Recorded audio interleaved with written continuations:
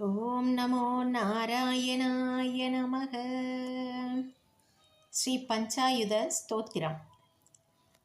స్ఫురః సహస్రారసికాదితీవ్రం సుదర్శనం భాస్కరకోటితుల్యం సురద్విషాం ప్రాణవినాశి విష్ణో చక్రం సదాహం చరణం ప్రపద్యే.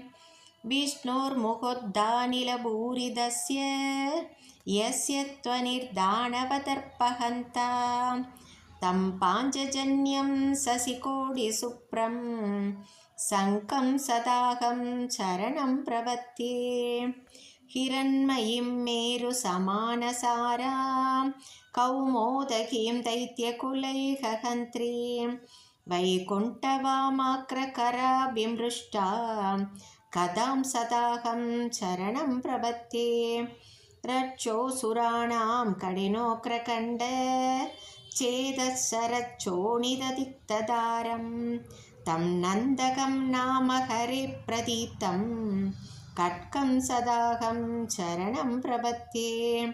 యజ్ఞానినాద శ్రవణాత్సురాణాం సేదాంసి నిర్ముక్తభయాని సత్యగ భవంతి దైత్యాస నిబాణవర్షీ సార్గం సదాహం చరణం ప్రపద్యే.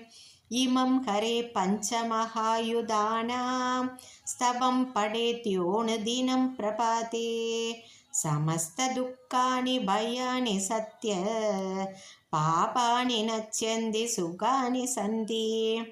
వనేరనే చత్రుజలాగ్నిమధ్యే యతృచ్ఛయా వత్సు మహాభయేషు ఇదం పఠన్ సోస్త్రమనాకులాత్మా సుఖీ భవేత్తత్కృత సర్వరక్షక.